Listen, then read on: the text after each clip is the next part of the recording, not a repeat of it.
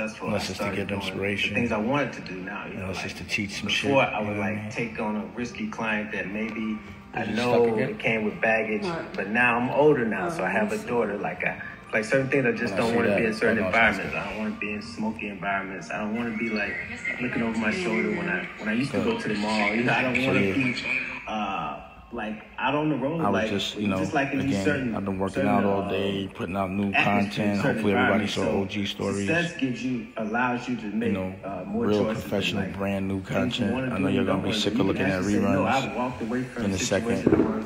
And nobody has the ability to make any new stuff. I'm going to just be making some new stuff until they get hip to it. I'm going to be the one that's going to be keeping the block clicking. You know, so every week I enjoy being able to put out a new episode of something. It's like putting out a new record and showcasing creativity, and also showcasing I have the ability to be a real, fully functioning, independent television network. And we doing comedy. I had Kat, Cynthia on here yesterday. We got Memphis Will comedy. We got Taj with the therapy. We got Rocky with the health as wealth. We got OG stories. We got the scripted. We got the We Went To series. Tell us about how Rex came together. Oh yeah, so Sunny Vigil actually. So like I said, that gut instinct. And then after that, later I'm gonna go live with Smoke Dizza. Zoe, I was managing Gorilla Zoe, and we were like. It's always about being positive. He was playing always about being positive. Mixtapes, doing like if it's not about being positive, then what's the purpose? Live mixtapes, so wake up. Just means you hate yourself, and it makes you hate others, and that doesn't do anything but make you feel depressed and lonely. Upload them at night and put them out. I like to laugh. One producer that he kept. People be thinking I'd be like, I'm angry all day. I'd be like, nah, just when I fight, I fight. Business is business. But when I'm off business, it's all laughing. Anybody that knows me knows that. And it's about having good taste. I didn't go to Virginia because I think and being prepared, and evolving, and just trying to make yourself better every day. So in this moment, and I think we better just, realize and just face the fact, realistically, it's not going to stop for at least a year, I think. I'm going to go with a year. And I'm going to plan on what I'm going to do for the next 12 months under this circumstance. And let's say it doesn't take a year, at least I'll be prepared. Get him on the phone. But at the end of the day, I was like, and we met. And just let me know when they want me. I'm not missing this opportunity. In 2 minutes. All right, well, just let me know. At the end of the day,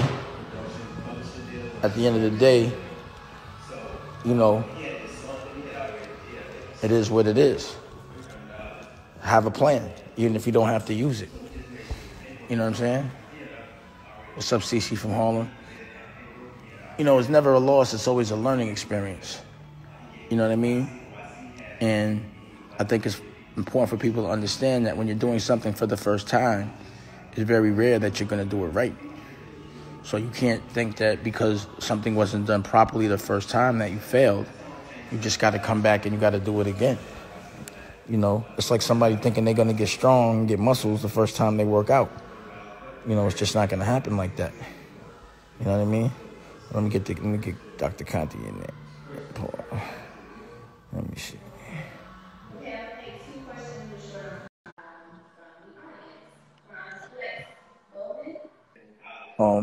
It is important to find the light, even when it looks like it's dark. That's the purpose of the dark, because it's about to be light. You just got to be able to survive till it gets light, figure out how to find it. And that's what I've been doing every day. I'm just working harder and harder and harder. And I'm figuring out new ways to do things, and it's working, And for me, my business model is built for something like this. I don't know if it was intentional unconsciously or whatever it was. Content is pandemic proof because people are in the house watching stuff and they need things to entertain them. So while I have people's attention, I'm going to make as much good content that's going to evolve us, content that's going to make us better, content that's going to make us laugh, and content that's going to prepare us for what's about to happen in the new world. Let me see if I get Dr. Conti. Let's see.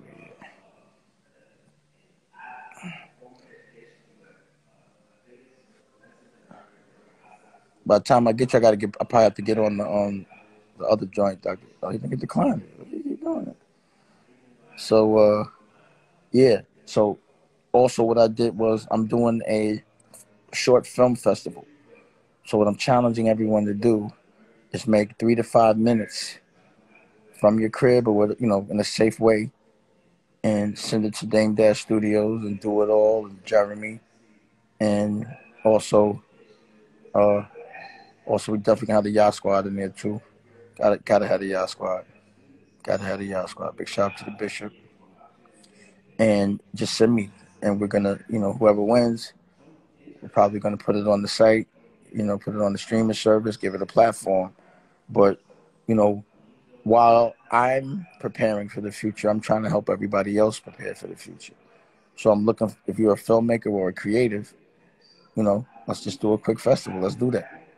You know what I mean? And why not? So I think, wait a second, I think I might be frozen. Am I frozen? Somebody tell me if I'm frozen. I don't know. I might be frozen. But anyway, again, I'm about to do this interview with Jason Jeter. Jason Jeter started Grand Hustle. They're the ones that signed Travis Scott. They went through, discovered Travis Scott. And I like to talk to people that involve me. Am I still on? Look, I feel like I'm frozen. I don't think so. Oh, no? Am I frozen? I guess not. So I'm about to do this interview. So that's the best way. And I only like to talk to people that are going to evolve me, you know what I'm saying, and make me better. So every conversation I have, this is just people that are trying to push the culture, just push it. And that's what's going on. No, I dumped it all. They see that bald head and those glasses. So you guys have permission to go and talk to Rico as long as he's not with his daughter. Yeah. Okay. That's well, them. Thank you so much. I appreciate you. So yeah, I'm about to get on here and do an interview right there. That's them. Always there whenever I need anything. I really appreciate you. Thank you. They finished shooting already? What? They shooting? And for everyone else that is here, this is just like a heavy crew plug. I know there have been some application links that have been sent out. We're about to see what's going on right now. The Heavy Crew is live and open. We're going to be doing these things on a regular basis for you guys. Essie just dropped the application link in the chat room. So please feel free to check it out, see what it's all about. This has been a production by, Jason started this company and he's since grabbed all of the young creatives that he's known to be a part of this. And it is a pleasure to have an opportunity to kind of give in a way that was given to me and for those around. So if anybody's interested, please check out the link. And next we have Jason Jeter and Dame Dash. They gotta put like the applause button on there, right? Like a little applause button. Yo. What's goody? What's good? Say something, Dave. What's happening? I'm here. I didn't see myself. Oh, there you go. What's happening, bro? Oh, God. Huh? Can you see me? Yeah, I can see you now. Can you see me? Yeah. I can see. All right, cool. What's good, man? I mean, what's good? Quarantined up? Besides the problems of the rest of the world, and, they are problems as well, it's pretty positive. I'm seeing the light in the dark. What's going on with you? Yeah. There's a positive to the negative. Always. Well, there's a lot of opportunity, So it's like if someone was running the block a long way and everybody on the block wasn't eating and they was miserable, sometimes, things have to change. The whole block got to change, the way the block moves. And, it's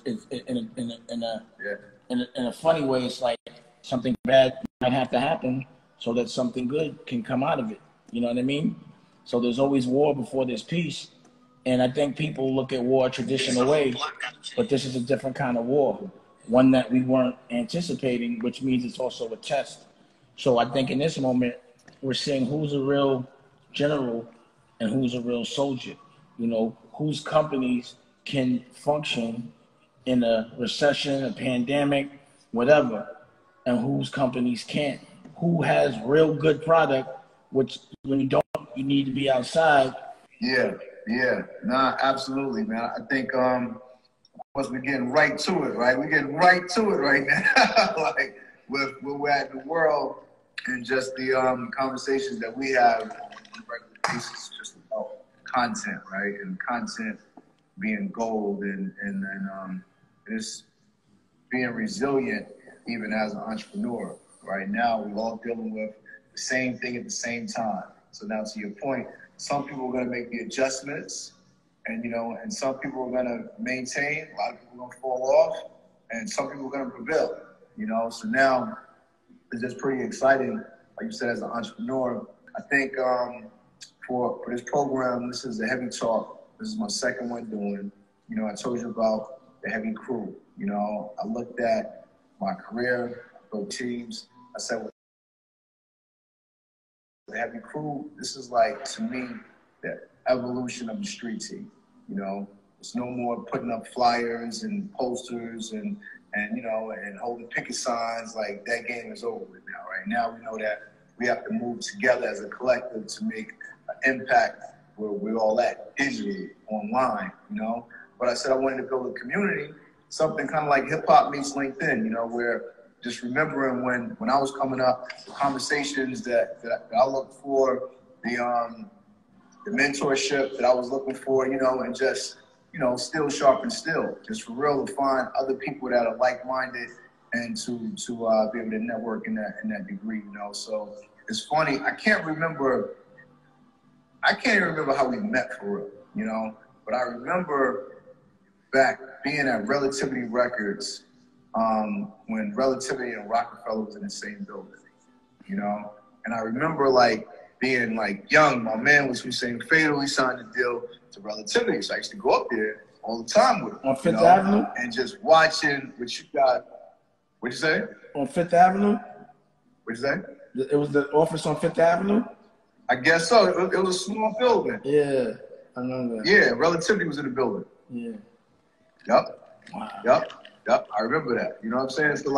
So to me, that was me fresh out of high school, coming up there. And of course, I'm just with my man for real. I'm just here just to observe and watch, and soak up as much as I can soak up inspiration, because I was already on for my mission of trying to figure my way. You know what I'm saying? Figure out what I was going to do in the game, But I think right now for the heavy crew, it's a collective, it's a community of people that are at that place, right? Of, hey, you know what? How can, I'm trying, you already know the story, So I think that right now, today, it's a special time for real, because for the first time in 100 years, a pandemic basically. So it's for the first time, everything is quiet and the playing field is really level, right? Anybody can catch this virus and unfortunately, it can go bad for us. We all know, that. So now, we're all at home, we're all quiet. What do you suggest, man? What do you suggest to people? We always like to hear you talk. Well, as you see, based on my action, the way I see things, I look at corporate as the people that have the AKs and they got the tanks and they got all of these big guns. But right now, they don't have no bullets. So I feel like I got bullets. I could take them. I could walk up in there with a 22, and I think I could take the whole game. I think they're weak, and I think I'm strong. I think what everyone's been doing when they have a lot, while they were spending money with big cameras, I was making content from my house. Now, all the professionals that had big cameras and all of that, they got to make content from their house, and I got the big cameras. I got the studio. I have the ability to make new content in a very safe way. I don't have to rent nothing, and I can work with who I want to work with. So to me, while they're frozen, it's like they frozen. So I'm making as many moves as I can until they thaw out, because I'm not frozen, And I feel like, an entrepreneur, it's for an entrepreneur, someone that loves businesses, what they love is building businesses. They love how it feels to watch a company go from 0 to 100. They love the creative process that comes with that. A real entrepreneur even loves the pain, because you can't be an entrepreneur consciously unless you are all right with defining painful or what looks like painful moments, because it always gets dark before it gets light when you're paying for your own stuff. The minute you buy something and put it in the street, you broke till you get it back, whether you hustling or whether it's whatever. So the minute you put something in the street, that could be considered, I'm broke right now, until I can squeeze the juice out the concrete. And then you get it back, but it comes back quadruple, triple, but you have to be able to sustain the I'm broke right now. And a lot of people are too scared of the I'm broke right now. So, you know, not to talk your business, but I'm watching you make some aggressive moves to acquire things that maybe things that were mismanaged. But you got to put up money. You have to take a chance. You got to be broke right now so you get it back. So also, when you're an entrepreneur, I've been putting $1 million a year for 10 years into this Dame Dash Studios just for a moment like this. I've been doing the I'm broke right now for 10 years for this. And now it's time to see the whole thing I've been broke right now for yield. But an entrepreneur got to be built for the I'm broke right now. You feel me? Yes. Not many people are secure enough to do that. Like when I say it with pride. Like an entrepreneur be like, nah, I ain't got it. Someone that ain't got it, they be like, oh, I got everything, you know. But a real entrepreneur takes pride in, nah, I'm broke. Leave me alone. Good. Yeah, it's so good. We know how it goes, you know? Mm-hmm. Let's see this. What I would advise people to do right now is invest in things that are panda-proof, pandemic-proof. That's what I would advise them to do right now. Like, if you're thinking about a business, please don't think about a business that involves crowds of people when this thing comes back. You have to think about a business that can stand it if it comes back. Clearly. You know? So that's how people should be thinking right now. Yeah. Absolutely. And then even, you know, a lot of these guys obviously have artists and stuff. So, you know, that even applies to art as well. You know, now we know that we're going through something as a country as a whole, unemployment. So now musically, toleration is going to be a little different. You know, like musically, things are going to change too, because, you know, what made you laugh pre-pandemic is not going to all the way make you laugh necessarily post-pandemic, you know?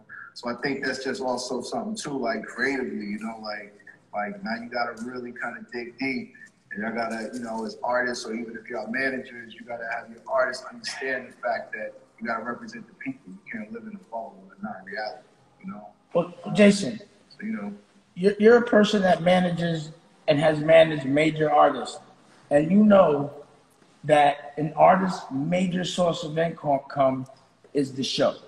Basically, that's where they see in cash, period.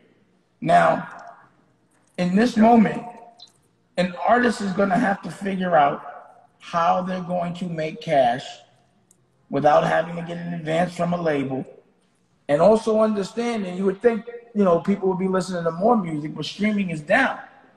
So what would you, because you obviously, down right now. You knew better. You have you got another business. But for a rapper whose only business is shows and selling merch at the shows, how would a manager adjust? How does an artist adjust? And, you know, how many personal appearances from your house can you do for people? You know? How long can that last when you're used to getting $1 million a show? Yeah. You know what I'm saying? What do you do? Yeah, sure. So I'm gonna tell you, right? I think that clearly you gotta adjust with the times, you know. So we know that, to your point, shows are out. You can't think about shows for quite some time. Who knows when, you know?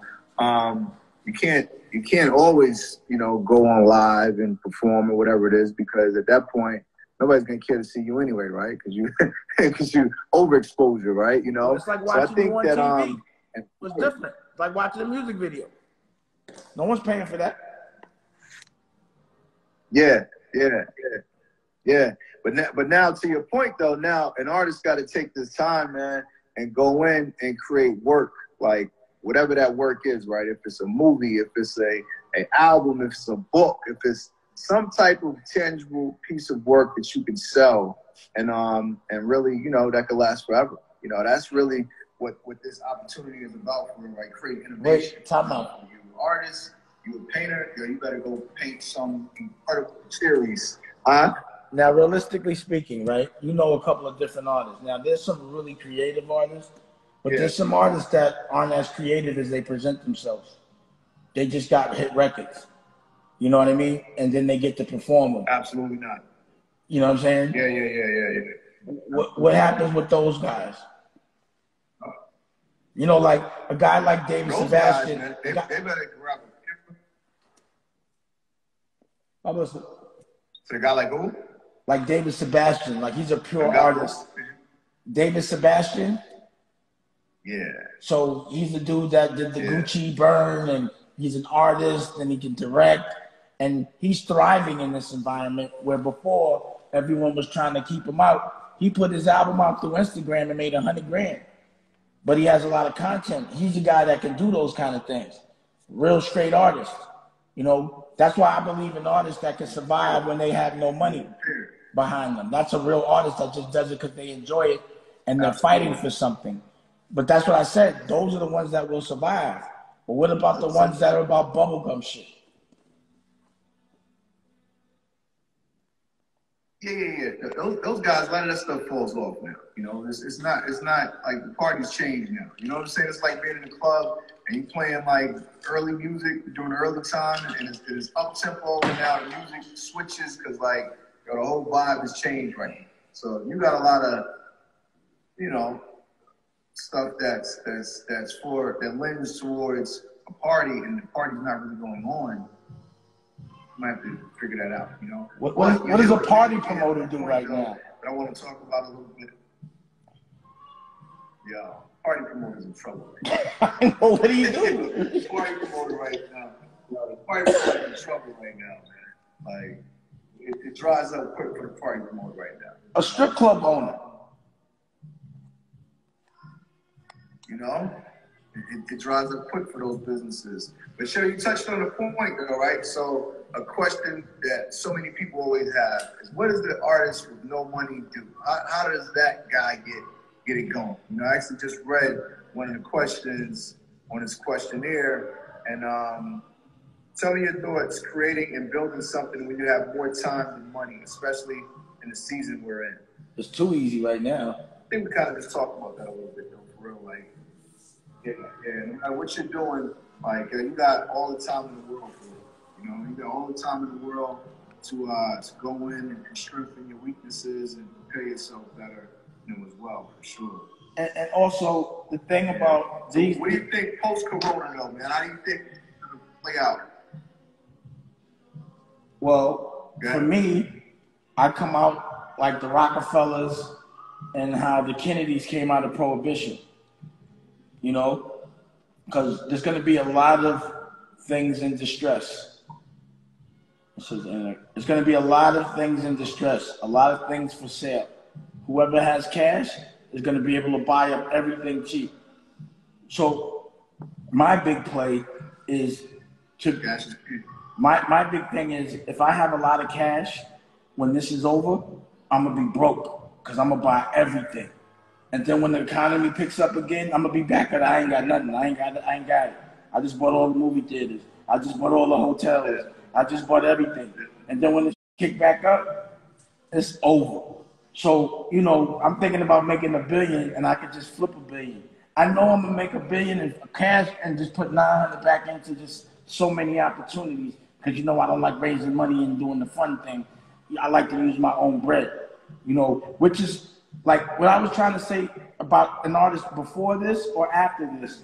Because of the direct-to-consumer relationship people now can't hide behind a mystique. You have to be able to have a personality. You have to be able to talk to people. People have to actually want to hear your music based on who you really are, you know? So also, a lot of people don't have the ability to have their stylists around and people to tell them what to do and what party to go to. A lot of people are just going to be stuck, you know? Stuck. No barber, you know what I mean? Like, a lot of people don't know how to exist without a barber. Nigga, I'm still going to be crispy because whether or not I know how to survive, I can cut my own hair. You feel me? But a lot of people don't know how to even do that. So self-sustainability is important because you don't know. Nah, but you always had that look. That was your look. You know, you look just like Jason. You know, but my point is, if you are self-sustainable, it's good because maybe you don't have to be self-sustainable, but you never know when you have to be self-sustainable, so you should always be prepared for it. Like, I hit the bag every day. I'm too old to be fighting, but just in case, I prepare for a fight every day, even though I'm not going to fight, or I shouldn't have to, but I'm prepared to just in case. Always have the B plan. You know? Sure. Nah, stay ready and gotta get ready. You know? Absolutely. So, nah, that's absolutely right, and that's where we at. You know, in the world. Yo, let's talk about your time, man. Your time. We had a great conversation earlier that happened with my guy Ryan Pompey and Jamie Crawford about content. You know, about to the young content creator. You know. So I want to talk to you about content, right? You was the guy that had the camera in the room when that was weird to have a camera in the room. You know what I'm saying? Like, so I want to talk to you about your thoughts behind content, but even your brainchild of starting Creative Control and during that time. I want to just you to talk about that for real, because I feel like that was a huge inspiration for so many people. Well, back then, after, you know, having artists that are the magnitude of the artists that I was working with and seeing how much it yielded, I was like, I can't do this. I can't always be worried about my next check. And, you know, when those licks come every now and again, and if you don't get along with the person, then the business is over. If you don't see, I didn't want to do it. And I was thinking, like, what am I going to do when I'm 48? I'm not going to want to run around the club. I'm not going to want to run around a show. I'm not going to be pouring bottles of champagne. I was like, I need to make residual income. So when I started making movies and seeing that and understanding the business, that movies that were made 20 years ago still generate $1 million a year. I'm like, I'll be sitting by a pool 20 years from now, be making $1 million a year or something that I did 20 years ago. I ain't got to do nothing. So when I started making movies, like, you know, state property and, you know, so on and so forth, I also noticed it's the best commercial in the world for every single thing. So you notice I made State Property the movie, and then I launched State Property a clothing line. The movie sells, and that usually is the lost lead in the marketing, but it makes money, gives you residual income, and then the clothing in the movie did $22 million that year. You understand what I'm saying? So it also gives you it stimulates a lot of ancillary things as well. So for me, I was like, yo, if I could learn how to do this on my own, and, you know, after getting checks, residual income from like owning 25% of something major, and the checks that they gave me after the skim, I was like, imagine if I owned 100% or 50% and didn't have to deal with a skim and had like 20 assets, 20 properties that could just generate me $1 million a year 20 years from now. Maybe, imagine if I have 100. You understand what I'm saying? So I just decided to play a bigger game, because when you capture content, there's fashion, there's music, there's the art of the storytelling, there's the art of the way it looks. There's so many different arts. There's the art of the edit, there's the art of the way you roll it out, there's the merch, there's the video game, there's the toys. You know, it's just so much with it, but people don't get it. And I'm looking at who makes the most money, like I'm a businessman. So movies don't make the most money. Television does. So I'm like, I can have a catalog and have a television network and stimulate both. And then I was like, yo, fuck everybody. That's the Titanic. Whether it's 10 years from now or 20, it's harder to start over when you're old. So I was like, let me be ahead of the game when I'm old. So while everybody's starting now, it might be a young man's sport, I'm already the OG of it. So it's a new business to everybody else, but everyone's looking to me for answers because I've been doing it on my own for 10 years and I can showcase it. So my point, the question, content is everything. It's residual income, but you have to make something that people want to see forever. And it's usually something that comes with a narrative, a beginning, a middle, and an end. So, you know, capturing life as it happens, sometimes without a narrative is only cool in that moment. But you want something that's going to be cool in every moment for the next 20 years, like Scarface, The Godfather, A Christmas Story, you know, shit like that. State Property. You know, every generation of kids in hip hop is going to watch State Property or Minister Society or Colors. Every kid has to watch that. You know, just like, you know, reading Dr. Seuss book. My kid read, you know, Where the Wild Things Are. I read Where the Wild Things Are. Everyone's going to read that. It's just timeless. So that's why I got into the content game. Because I don't I should be living a jazz or you know what I mean, an old cool life. I just didn't want to be looking like the old man in the club. Plus, I wanted to make $1 billion. A real billion. You don't want to go in the club. So are you telling me you didn't want to be 50 years old, run through the crowd and grab the bottles and bring back to the rock? No way. No way. I ain't want to walk in the club. I mean, no way. No way. No way. I can't even think of. I couldn't even fathom that right now. I couldn't. That's like saying I'm a pitch nickels with crack on the block like I did when I was 16. I just can't see it. Yeah, of course. All right, but the whole movement, B72, creative control, the Black Keys album, Black Rock. Those were my funnest times, bro. Blending all of that stuff together, buddy. That was like what? That was when I got to showcase who I was. So with Rockefeller was an element of who I was, and that was the only element that was in Rockefeller. But DD 172 was me saying I could do what I want now. And I love art. I love rock. I love pause. I love jazz. You know, I love everything. And I just wanted to bring a bunch of people together without worrying about money and just capture culture, you know? And I ran around the world doing it. And they were the funnest times. Like, you know, it's crazy to remember, you know, Wiz Khalifa before Black and Yellow and A$AP Rocky, you know, all those like young guys just hanging out in the gallery, just chilling, you know, and knowing that everything that I see them do now, I'm the DNA of that, you know, of expressing yourself and not categorizing yourself to just one particular thing that they want us to, you know. It was art, rock and roll, fashion, gangster shit, you know, and it was a great time because it was that period of time that everyone was really peaceful, you know, where being violent was corny. You know, I love that about the Wiz Khalifas and the Currencies and the Smoke Dizzes and the Don Kennedy. Everyone, that was the first time because when I was, you know, for the Rockefeller days, people didn't mess with other states. They didn't even mess with another borough. They didn't even mess with another block, you know? So it was the first time I was seeing the different states hanging out together. And if you was coming talking some violent shit, they was turning their back on you.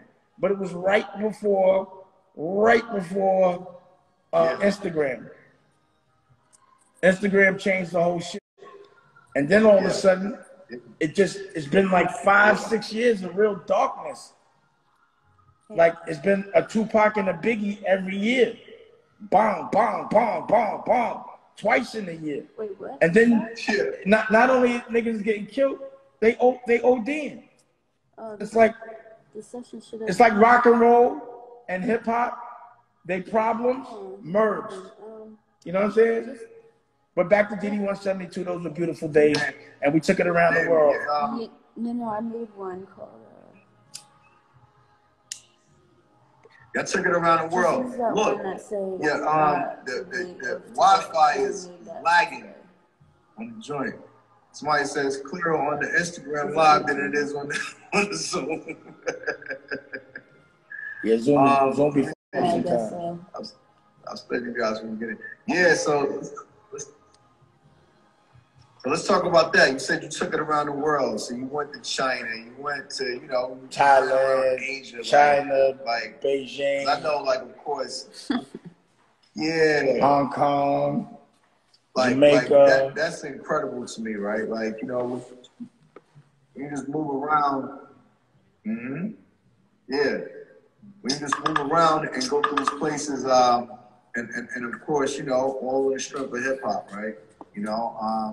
Like, to me, that's like an incredible feeling, of course, to see the people embrace you and the love that they give to you, and the representing of the culture. Like, talk about that a little bit, man. Like, just moving around the world, because I feel like a lot of us, you really can't understand it until you see it, until you experience it, Well, so it's always great to just, have people understand these stories that kind of inspire them to move around. Did you get it open? Well, I was having so much fun in my gallery, and I was like, yo, I want to know who's having this kind of fun and what it looks like in other places. What does culture look like in other places?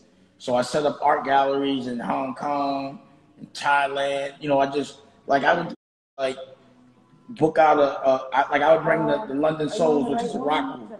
The lead Tash is in the Black Guns, the guitar player, and get with the biggest DJ in Beijing, like DJ Wordy, and just get a studio and just let them jam out. You know what I'm saying? Just let them jam out and just listen to it and smoke weed. Yo, look, bro. So, look what I'm gonna do, right? Look what I'm gonna do. I'm gonna call you on Instagram. I'm gonna go on my Instagram from Heavy Sound Labs. I'm gonna request you on your Instagram. You can just take it to Instagram so it don't be all choppy. All right, cool. Cause I was on my Instagram. Let me see. All right, everybody, go to Sound. What's your joint? What's the one? Oh, I guess it'll pop up on mine anyway. Mine is at Heavy Sound Labs. So just Heavy Sound Labs. All right, I'm gonna come to request you. Why don't you just get on mine and request me, and then it'll be on both. All right, that's what I'm about to do. All right, that'll be easy. Everybody go to IG Live. Dusko Poppington. Or Dusko Poppington. Or IG or whatever. Yeah, do that one. It don't matter. It shows up on both, I think. Yeah. Yeah. So you requested me? I'm about to get Jason Jeter so we can have a clear, what you call it? He's just a baby. I'll see. All right, I'm requesting right now. Oh yeah, I think I just saw it. Yeah, I see it. I did it under Heavy Sound Labs. I see it. I get it. You see it? Yeah, I'm waiting for you now. All right. What's good, man? What's good, bro? Yeah. So yeah, man, I guess the connection was up the place. So Heavy Sound Labs just took over everything. So we all connected, which we should be anyway. Pause. Yeah, exactly, man. We connecting. All deaf. We got some things coming up. And, Heavy Sound. We're gonna connect on this end as well, of course. So want to just continue this conversation, man, and keep it going. I'm with it. Yeah. So shit, where were we? We were talking about Tribeca, talking about the movement, the energy. Yeah. It was just a great time, bro. And again, it's the DNA of what a lot of the artists are doing now, like down to the merch. Like, yeah, we made magazines about this. We covered and captured everything. You know, we were a lot of like even the technical things that people are doing now. Our thing was, and my thing was always figuring out how to cut out the middleman. So as soon as those opportunities were presenting themselves, oh, you got it, all right? That's hard. I respect that. I respect that. Yeah. I respect that. Yeah. So, you know what it is. So as soon as those opportunities were presenting themselves, I was capitalizing. As you see in the magazine, I was, you know, sponsored by Adidas. And yeah, that was dope. At that time, Adidas couldn't even understand all the assets that I was generating for them, to the extent that they created departments and looked at me as like the guinea pig on what they needed to make for their company. And then that, you know, ended up being the Kanye deal and all the other things that happened. Yeah, sure, of course. So you I understand culturally that what that time meant, but it was a big deal. Pardon? Yeah. Yeah. Nah, for sure. Right? Yeah, so you know that was the time, and it would be good to see it happen again. You know, nah, I'm gonna come back around and buy that building. Which are you talking about? The building you had in Chinatown? What building? Nah, the other one in Tribeca. I actually want to buy that one too. I want to buy them both. Want to Tribeca? Yeah. That one was hard. Yeah, that was tough. That was a tough building. That was like that's all you need, right? Like that was like headquarters for real, you know. Just and of course being independent entrepreneurs, self-contained. Like I got a building right in Atlanta right now, right in East Point. You know, same thing. You know, 8,000 square feet, building out studio space, content space, office space, and just cook up and just be as contained as possible. You know. Well, the thing that never made sense to me as a person that ran a record company is why did everybody outsource everything and spend so much money doing it? So basically, I catered my building. I was like, instead of like spending all this money as a label, it would make sense to make all the content, own all the cameras, have editors in house, have a studio in house.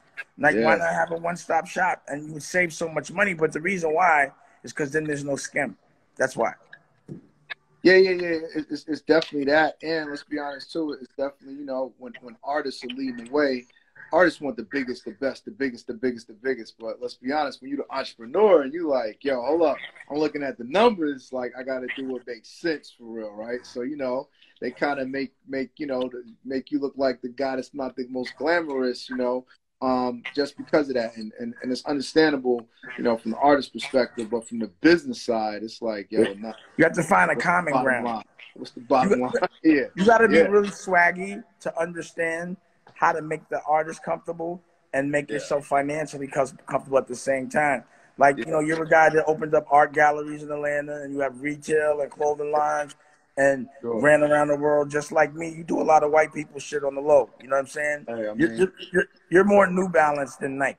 You know what I'm saying? I don't even wear Nikes. I don't even wear Nikes like that. I know. You're a New Balance. I real talk. I haven't worn Jordans, but other than that, like I haven't worn a pair of Nikes, like Nikes. Bro. You're like you know what I mean? So like about 15 years for real. You're like that kind of guy. You know, you're that dude. I mean, you know, I like to do my own thing, man. You know, I like to, you know, like you got New Balance on, it's a comfortable shoe, but then you got a fly New Balance on. Ain't nobody else in the room got your shoe on. You know? Right. It's definitely it's a particular, like, you got to be a black belt to know how to do that. You know what I mean? It's a different kind of spot. It's good money. So you know, that's always been my thing. Cut out costs, but not make the artist uncomfortable and have a good time, man. And that's what GD 172 was and is. So, you know, that's I've always had a building ever since I left the music business. It's never not been a building. So whether it was, like you said, with the building in Chinatown, with the building in Burbank, or the building in Tribeca, it's always going to be a building. You know what I mean? That's real. It only makes sense. It always has to have departments. Like, why not? Why outsource? I don't understand the outsource game unless it's for a scam.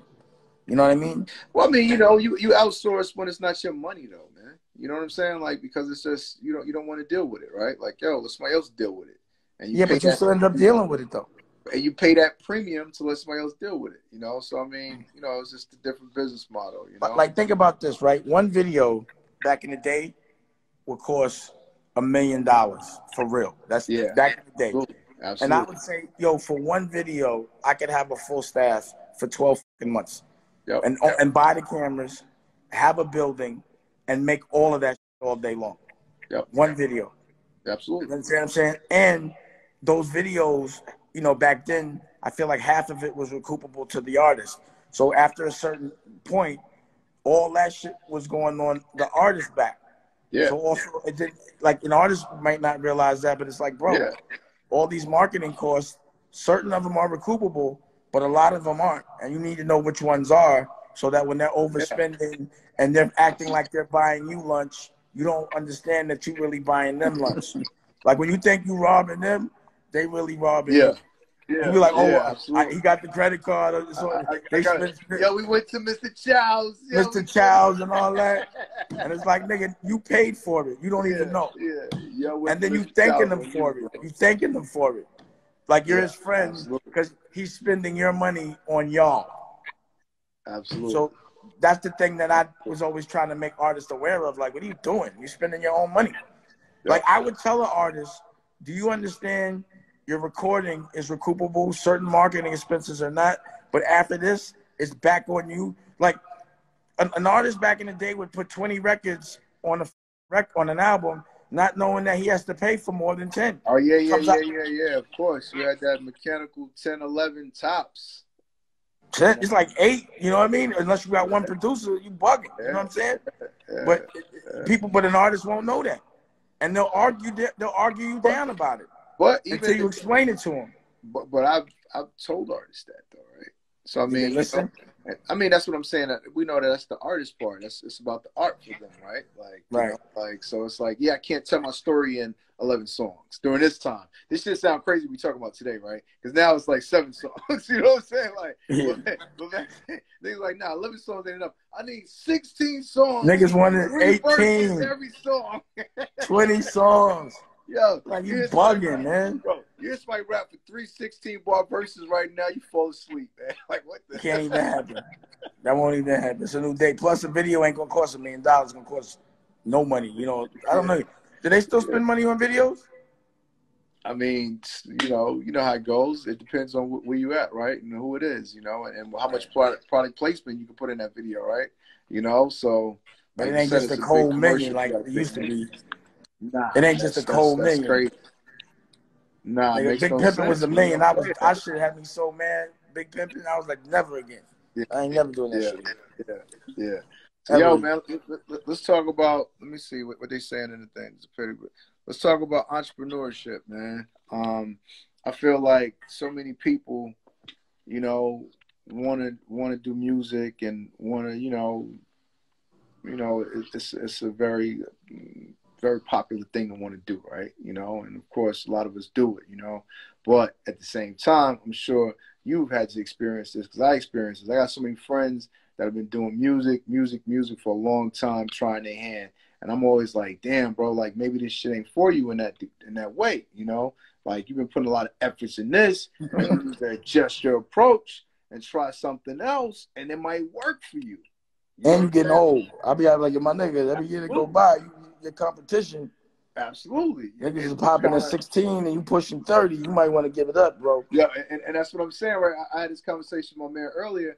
I was like, yo, sometimes we got to just realize, like, when like, yo, that phase might have passed for me. You know, like, maybe I wrote it or maybe I didn't take advantage of it. But at this point in time, I might as well get early to the next phase as opposed to being late to the last phase. You know what I'm saying? Like, but it just I hate to see people, like, you know, continually like spend their money, time, and so much in it.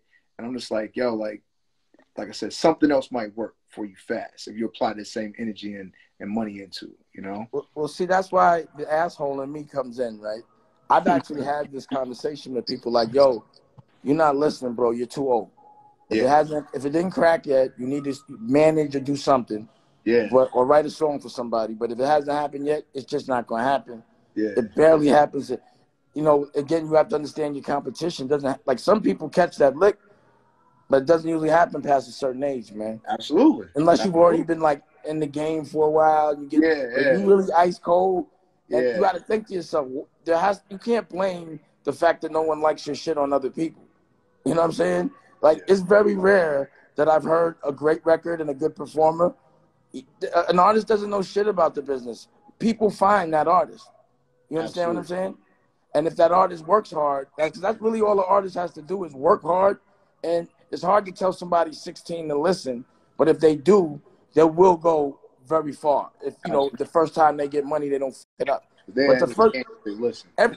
Everybody wants to be a rapper. That's the dream job.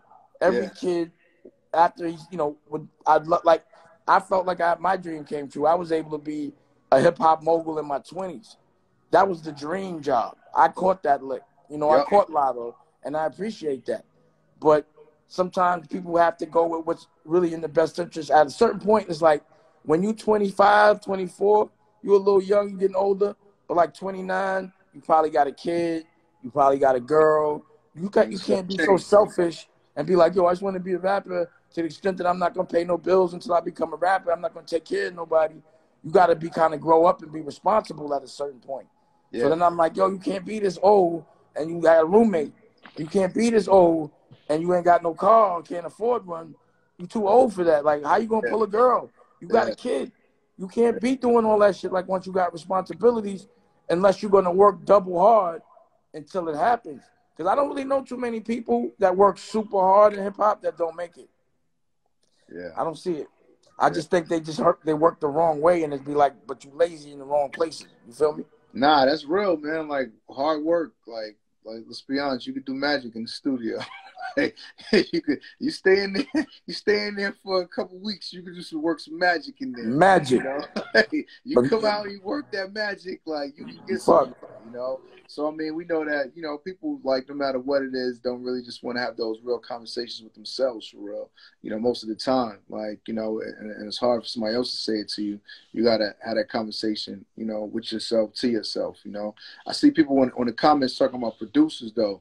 So to me, like you said, like you have a company, you gotta have a studio, right? A studio to create at, be it visual content, be it music. That's like your kitchen. Like, I gotta be able to cook up somewhere, So like, let's talk about producers for a second, man. I feel like originally, obviously, out of Rockefeller came Kanye, came Just Blaze, like, I don't even know like who else, but like producer wise, like, talk about that element. And I don't think did you have a publishing company? You didn't do publishing. You did for a little while. Yeah.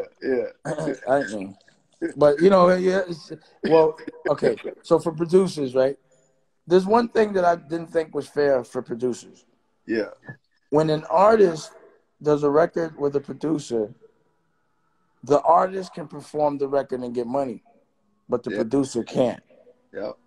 So what my approach with DD172 was, a producer should do a partnership with an artist and they do it together, but the artist shouldn't have to pay you for the beat. Yeah. So when y'all perform, y'all got to perform the project. You understand what I'm saying? Yeah. So that's what like the Currency record was. That was him and Ski. So that way, both the producer and the artist got equal credit, and they both got paid. See, when motherfuckers was putting out mixtapes and producers were just giving their shit away, I was like, yo, you don't you understand? They're not making no money from the mixtape. They're making money from the show. So there's no royalties being made here, and you giving these things away. Nigga, do the record with them and go perform it with them. Yeah. But it is important to understand in producing as well, if you're not using original music, you're not going to own the record 100%. You're not going to have control of the record 100%. Absolutely. But if you can make real music, original music, and and build a catalog, then you'll have something you can leverage when you're old. It's just like making movies. And a lot of time, the problem with the music business is they spend a lot of money in the beginning to make it successful. But that's not when you make the money. You make the money when you're spending no money and it's generating income. You You understand what I'm saying? So I might make a record like Black Rock, and I'm like, I'm not spending $1 million just to make it look hot. I'm gonna just make a dope record so it makes them, a couple of $100,000 a year, and it's like vinyl and it's classic. Yeah. So I got albums in the cut.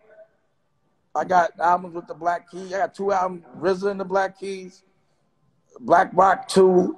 I got albums with Mos Def, Jay Electronica that I just didn't even put out yet. Because I think they'll be better. I'm not pushing to put them out unless they want me to. But I think as I put them out, when they become classics, they'll be so cool. I like to do cool shit that makes long-term money, not corny shit that makes a lot of fast money because it's temporary. And it's all gone anyway. You know what I'm saying? Yeah. Interesting. Yeah. Have you heard Jay Electronica's new album? Mm-hmm. You heard it? Yeah. You like it? Well, Jay Electronica. So I know Jay Electronica. Yeah. And, I've been listening to him. He, to me, was at least 10 years ago, he had the ability to be the heavyweight champion of all. Absolutely.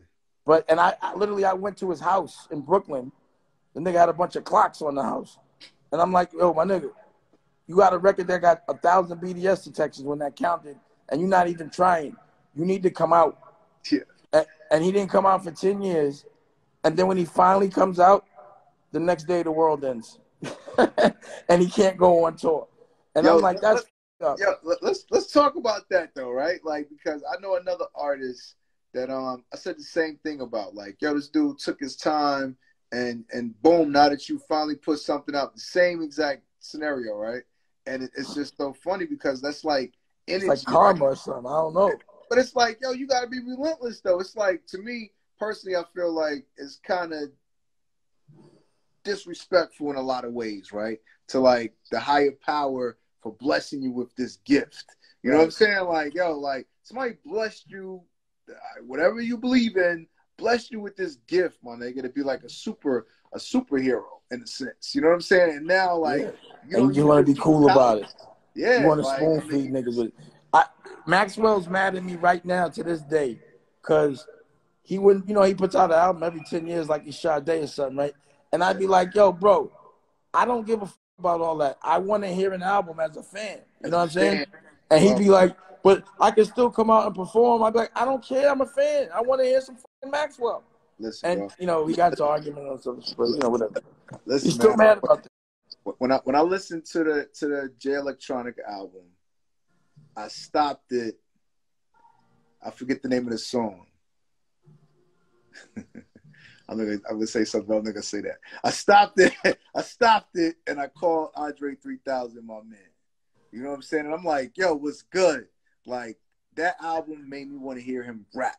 You know what I'm saying? I'm like, yo, like, what's up? Like, he like talking about the quarantine. Yeah, it's crazy, the world. I'm like, yeah. Have you heard his album? Like, what's up? Like I want to hear you rap right now. Like, and I'm trying to, and that's his whole thing. Like, I'm just like, come on, man. As a fan, like, yo, bro, like, it's disrespectful to like that. Andre 3000 was disrespectful because he wouldn't perform. He wouldn't let nobody see him live.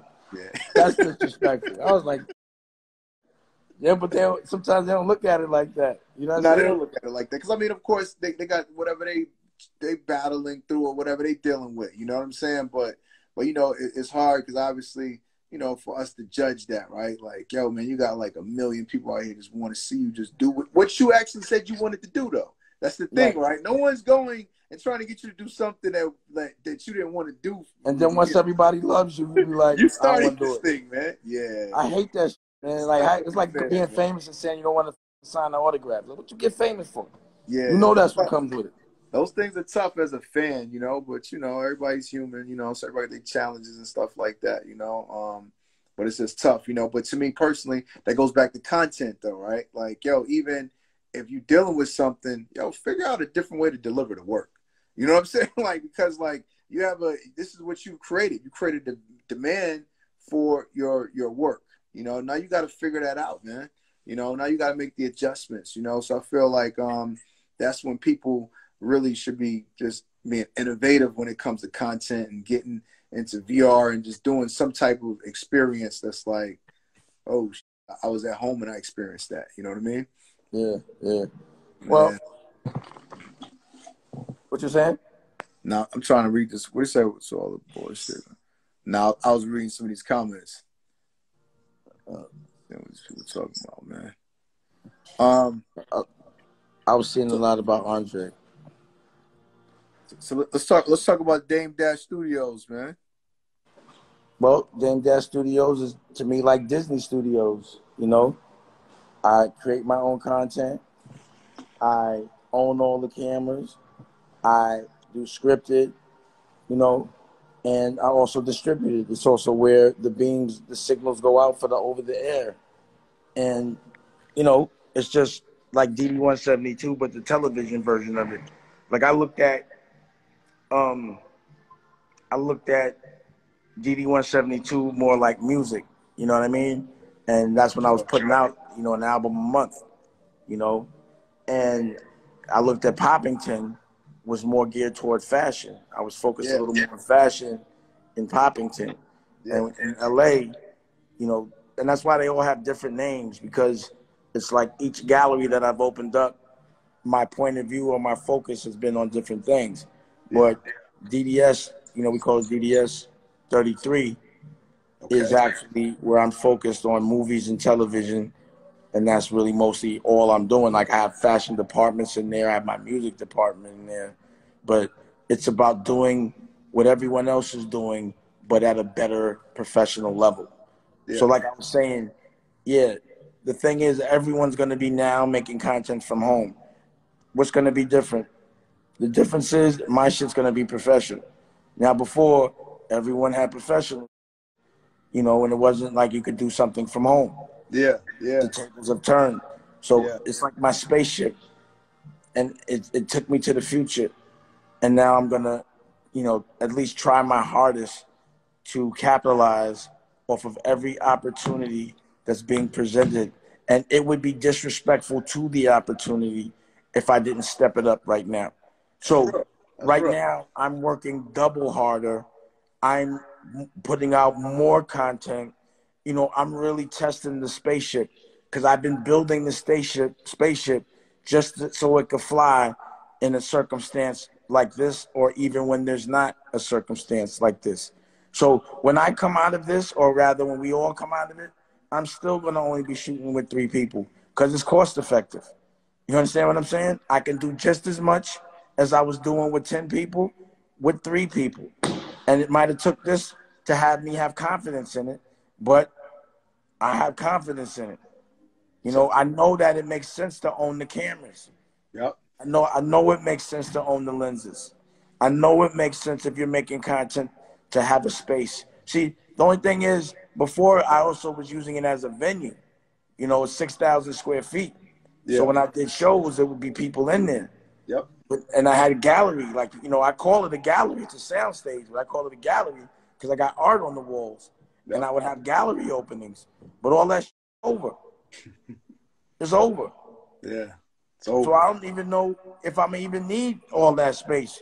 So that's why I'm like, let me get as much out of that as possible right now so that something could get going where I'm going to even need it, because I don't need 6,000 square feet to take 3 people. You know what I'm saying? Yeah, man. That's where I'm at with my building right now. You know, I got my building. I got the architect on the jack. Like, yo, what's up? What's the revision? I'm like, I don't know. Somebody need this building. Yo, but I mean, it just makes you think, you know, just like, it's just hard. There's so many unknowns, you know? So many unknowns. Yeah, so many unknowns for real, man. What about, let's talk about these antennas, you know? Now you're putting these antennas in the air. Of course, I've seen a couple people do this hustle before. Matter of fact, it's something that's up for sale right now that my man told me that we need to talk about. It's a small independent company, TV company, network that's on like quite a few markets though. Like, over the air? Yeah, over the air. It's in like 50 markets or something like that already. Let's talk about it. Nah, yeah, I'm gonna find out the name of it and let you know about that. Like my dude from All Def was just telling me about that other day. Yeah. Uh-huh. Somebody asked what's up with Aku. Yeah, see, anything new with Aku? Aku, we doing a 420. We participating in this 420 fest that Currency's doing with All Def tomorrow on alldef.com. It'll be like a live conference, doing it all day. And Aku, we're dropping a collab with Al Harrington's brand Maven. You up on Al Harrington's cannabis brand Maven? The artist Al Harrington? The former basketball player. Player, Al Harrington, yeah. So he got a brand called Maven. He's in like 4 states right now. He's in California. He's in Oregon.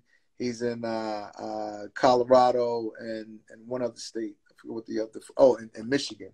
He got a shop in Detroit too. You know, so you gotta check out Maven. That's a Black-owned cannabis brand that's doing really well right now. Yeah. So he's making his way up. Yeah. Yeah. That's great. See, people don't even know you got a fashion empire too. Yeah, exactly. And somebody said, let's talk fashion, right? Let's talk about fashion. I got a little fashion business, you know. Well, I know you must now. There, I wouldn't even if I had inventory. That's not the business to be in today, right now. Not retail. I can tell you that. If you got a store or if you got goods coming in right now, like if you was selling bathing suits and you was dependent on selling bathing suits and you was waiting for that delivery 2 months ago. Yo, so anybody want to talk about fashion? That's the reality, right? The fashion business is stuck right now. You got debt right now because it's hard goods, you know? So, you know, first and foremost, that's a direct reason why it's good to keep a diverse portfolio. You know what I'm saying? So you keep those octopus legs. You can always cut one off and then grow back. Absolutely. Got to have an octopus leg. Because I'm in the fashion business, but if I was only in the fashion business right now, I'd be sick. You know, for real, man. Shit, if you was only in the music business, you'd be sick. If I was only in the music business right now, I'd definitely be kind of stuck a little bit, you know. But you know, we building community, so that's the dope thing with Heavy Crew. You know, we're building this big community of music lovers, you know, people that can talk and learn and become a social utility. Like I said, this is going to be like a hip hop meets LinkedIn, you know. So if everybody's listening, you can go to heavysound.com. If you are an artist, or even if you want to be in the music business, if you're an aspiring future executive, a future mogul, if you're a creative, you can go to heavysound.com, fill out the application so we can get to you, you know. And tell me about Poppington University, right? You know, I've been seeing it, and we was laughing on the phone the other day. You say, yo, people doing what you was already doing, you know. You was doing at Poppington University. You know, you've been building it, doing the seminars. My man Kenyatta doing the hip hop motivation, doing all of that. So how's that been coming along, man? Where you at with that? I mean, you know, I still do it every now and again, but again, it's going to be a pretty oversaturated market right now because everyone's doing all of these things. That's the wave. Absolutely. And you know, but I have all my schools on Dame Dash Studios. I tape them all. But what I used to do is, you know, I get 100 people, not more, and I would just let them ask me whatever questions they wanted to for like 6, 7, 8 hours. Because, you know, once I start smoking and drinking, you know, I like to talk. So, you know, we talk and kick it, and no one will walk out of there without a personal conversation with me. And again, it's just to really evolve us. You know, I teach as I learn. So I never think I'm making or going through a rough time as a mistake. I think it's a learning experience, not only for me, but for people not to have to feel the pain or whatever struggles that I have to feel, because a lot of people can't handle that shit. Yeah. You know what I'm saying? Yeah. So that's the reason why I do it. And I just wish that someone in the game, because you know what I noticed, right? And I'm not saying no names, I'm just saying in general. I don't hear no billionaires giving classes about how to, all these so-called billionaires, why they not teaching nobody how to get a billion? You know? Yeah. I don't see them. I'm not talking about one, I'm talking about any of them. Sure. You know? Well, to me, if you really got a billion, then you would know how to tell people how to get it. But if you're saying you got it and it's not a real billion, then you can't go and be like, yo, this is how you get it. But I'm showing you how to get a billion as I get it and when I get it. And I'll be like, yo, this is how you can get a billion. You know? So let's pause right there in the real sense. Pause. Let's go back to me, like we started talking about the fashion business, and I want to say this, right? and you probably, I'm sure you don't remember this, but you had an office, and I think it's Tommy Hilfiger's old office. Oh, I remember that shit was 70,000. I mean, I know you remember your office. I came to check you at your old office. You know I think I remember that. And you know, you try to stun on me and take me around this beautiful office and show me everything, right? You like, yo, this is where I'm doing this. And I got CEO over here, I got this over there, got that over there. And I'll never forget, I told the story a bunch of times, like, yo, you walked me in like a closet. It was like an attic type closet. And you're like, oh yeah, this my girl, she Rachel. This is right here. And yo, the room was like that was the office of my crib. No, this is in the office. Oh, yeah, she always had a closet. Yeah. I always had an artillery, like a place to sew, you know. Yeah. It was a artillery set up, but it was so small though, man. And to me, I walked away and I was like, yo, as soon as my shit get popping, we get a clothing brand. And that was it right there for me. Like, yo, nigga, like, I'm gonna figure it out. Like, we get a brand. Like, as soon as we get to that point, you know. But that shit is cash intensive though, bro. I mean, yeah. I mean, it's fun as fuck though. It's fun. Yeah, it's a different era now, you know. And that's what. If you look at fashion as an art and the lifestyle and everything that come with it, like if you enjoy the process, you know, you would love it. But, you know, economically speaking, if you don't have, you know, cash institutions, it's not the easiest game to play because you got to lose a lot before you gain. You know what I mean? Like, you got to build a brand. So, like, with Rockwear and Not Cool, we were lucky enough to build our brands through our music years prior to. But when someone's starting in fashion, no one's going to buy a brand unless it's just that, a brand. So that means it has to exist for a while. It has to be consistent. And if you don't show consistency, then you're here today and gone tomorrow. You don't want to be a fad. You want to be a brand, which is why, you know, I can say it. Not Cool is still existing and Rockwear is not. And that's because the partners, you know, see eye to eye on things. But it's funny because big companies. So I cashed out though. yeah, I cashed out. Bro, we didn't cash out the way we were supposed to cash out. You know. Again, I cash out. You know when you're gonna know when I cash out? When I'm not trying to do something else. When I just put it up. But see, I don't think so though. You know what I'm saying? I think that, you know, like you said, when you're an entrepreneur, man, it's like it's a sport too, though. You know, so that's why I don't really believe that for real. I think that when you get some bread, now you just kind of get some more goals. There's levels though. There's levels. Like put it like this. I made a lot of money with, not to me it wasn't a lot of money, right?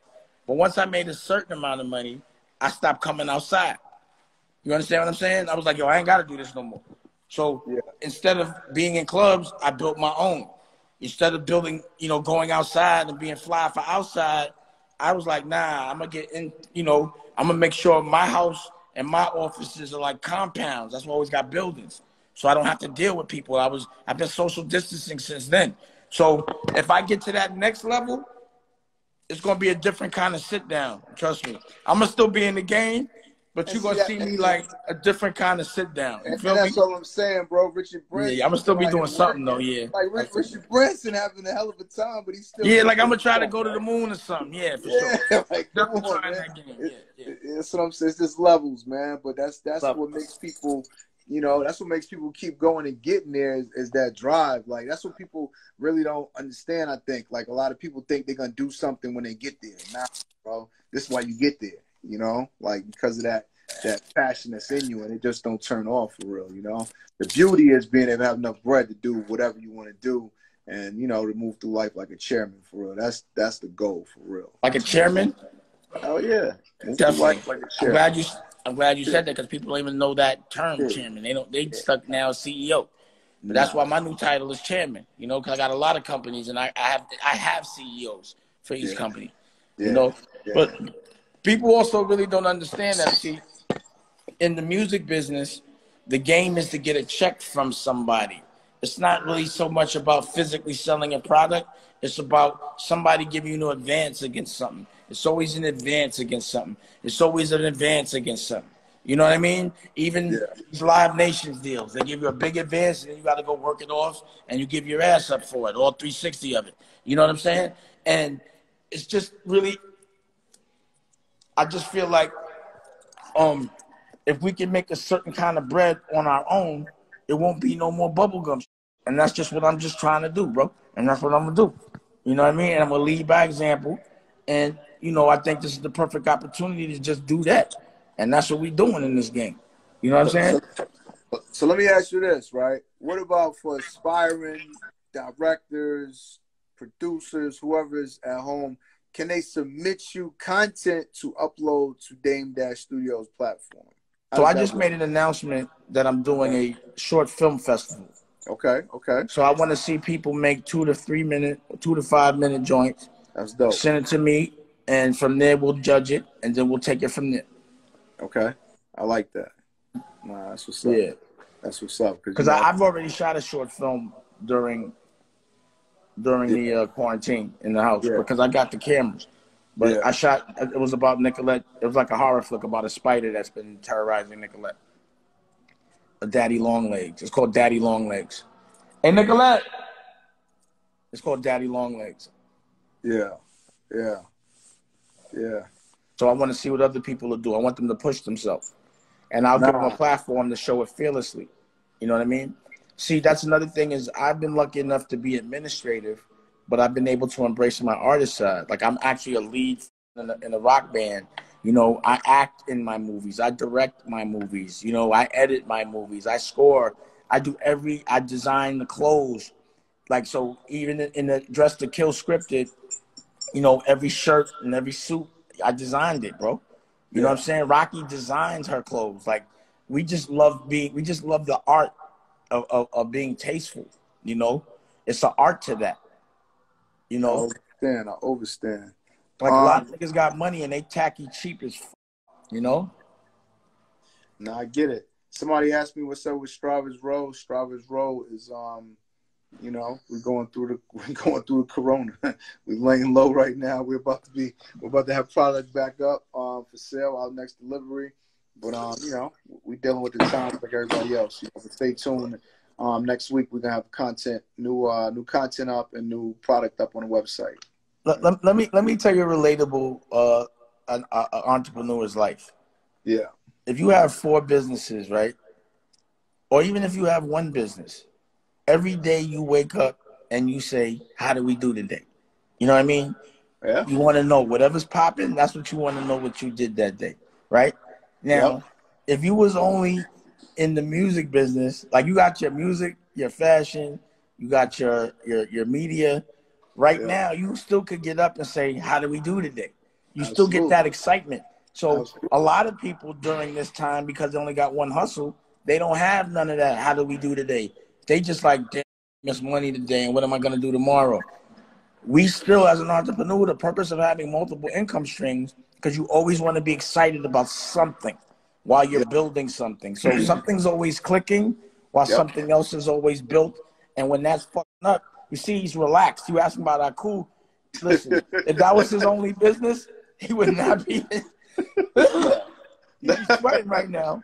Nah, he would not be that cool right now. Nah. Yo, that's why you want to be like a chairman for real, right? Because I mean, that's truly real, man. It's that diversity and knowing that, like, when some things are off, some things gonna be on, you know. Exactly.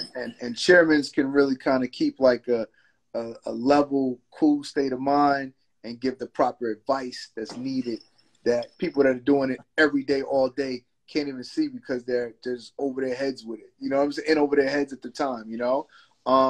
So I think that, you know, it's levels, man. And I think that even when we're talking to people, I feel like you said, talking about the clothing business, like, yo, we did that. Clothing business is dope. And it's definitely still a great business at the right time.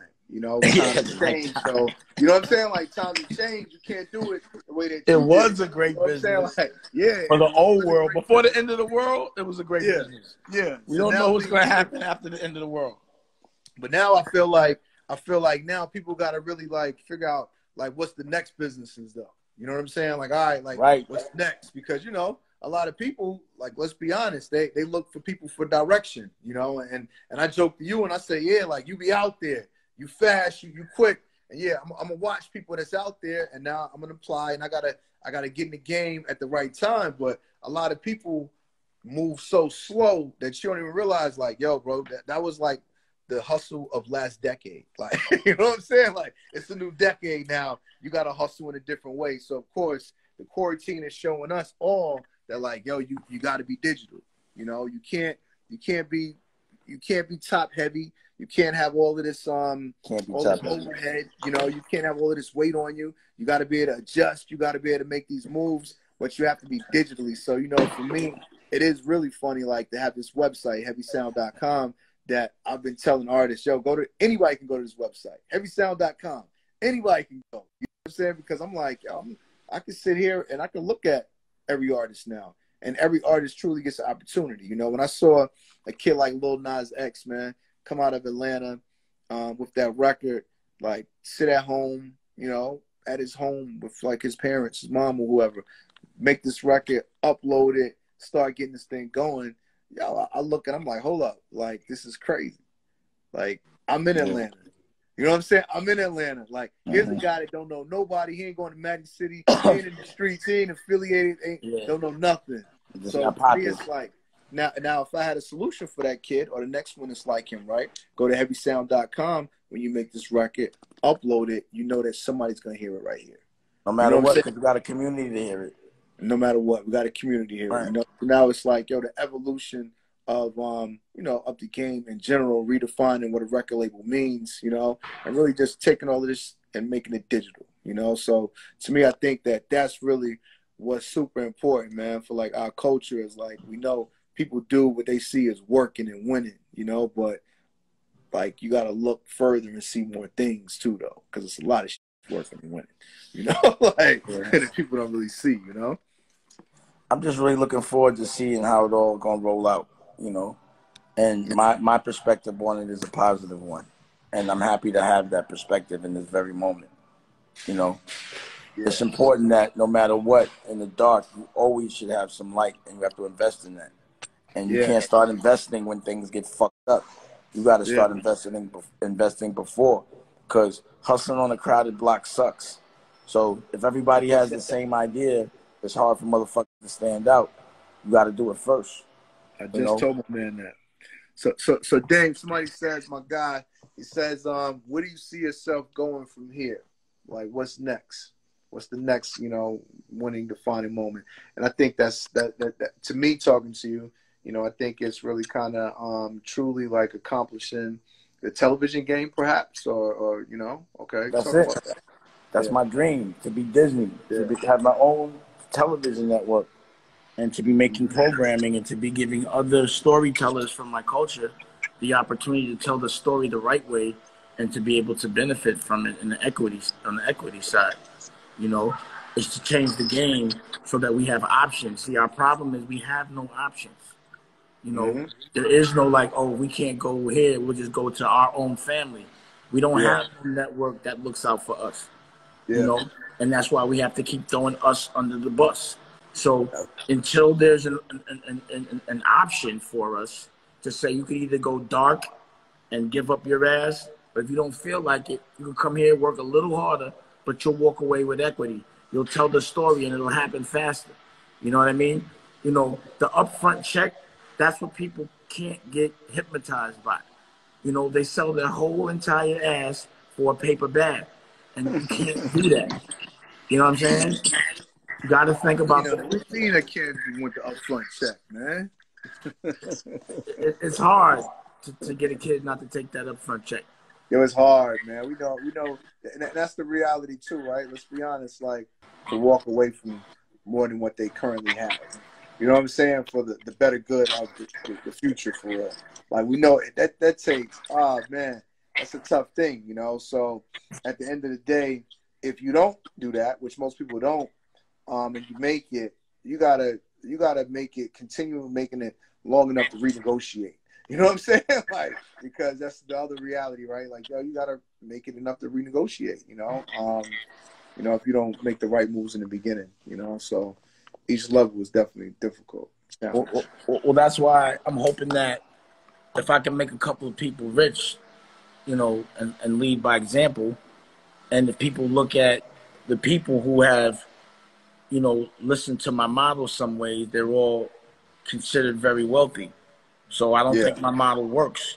So it's almost like sometimes when you talk to people, and it's like if you can't even listen to like factual success, then you're a fucking idiot. And I might not need to be working with you anyway. You know what I'm saying? But that's the reason why I started social distancing so long ago, because it wasn't that Corona was contagious. It was the stupidity that could be contagious.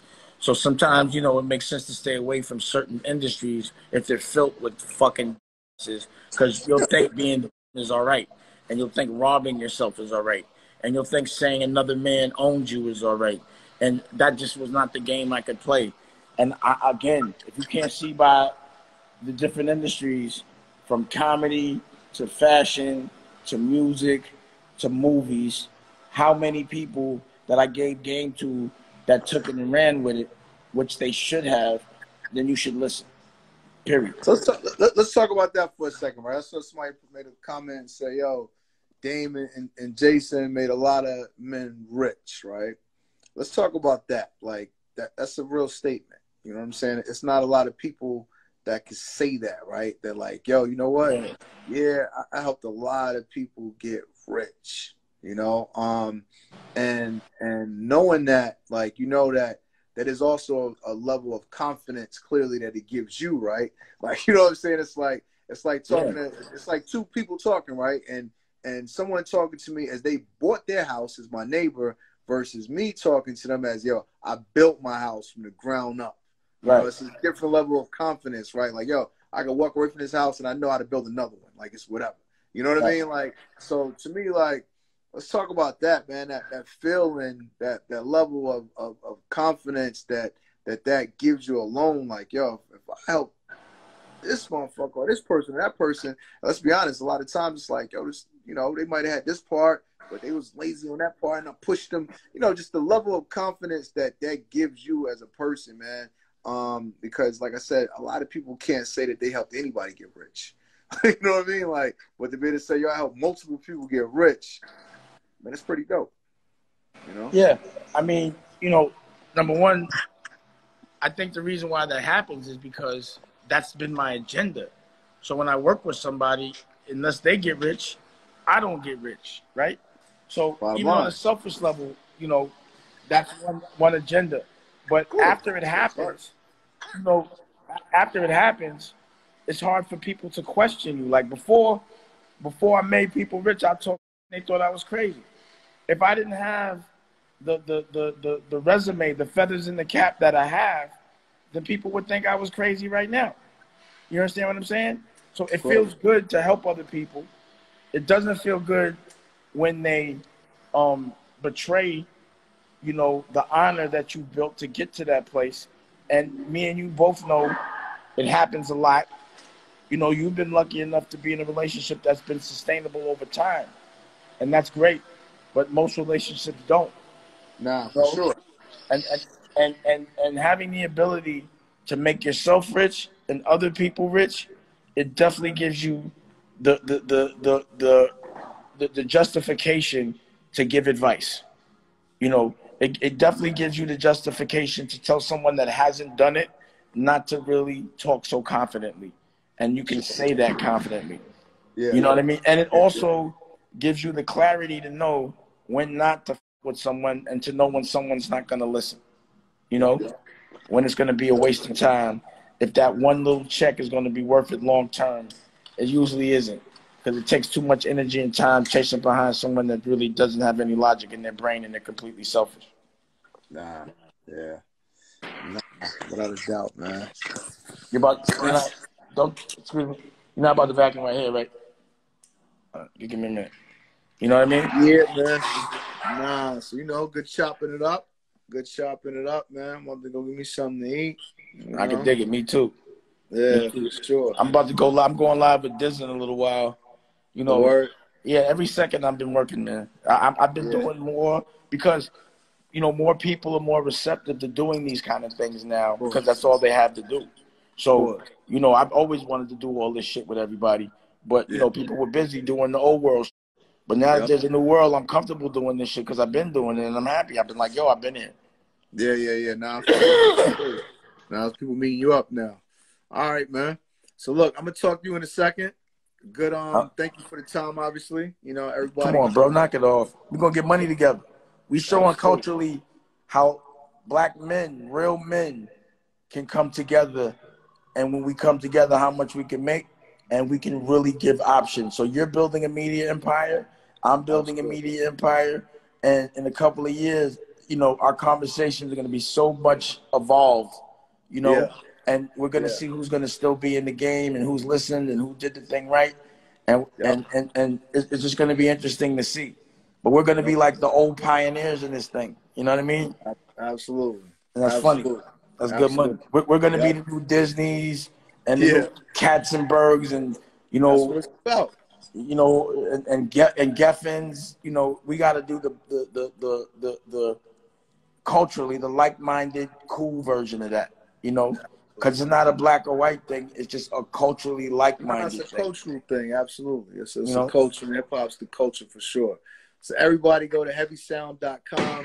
If you are upcoming artist or if you're an upcoming executive, you want to be a part of this community, hear more conversations like this, you want to network with like-minded individuals, heavysound.com, hit the Heavy Crew tab and hit the Artist tab, you know. So I'm at it, bro. All right, man. If you want another awesome video in our Black Excellence series, check out the video right there next to me. I think you'll enjoy it. Continue to believe, and I'll see you there.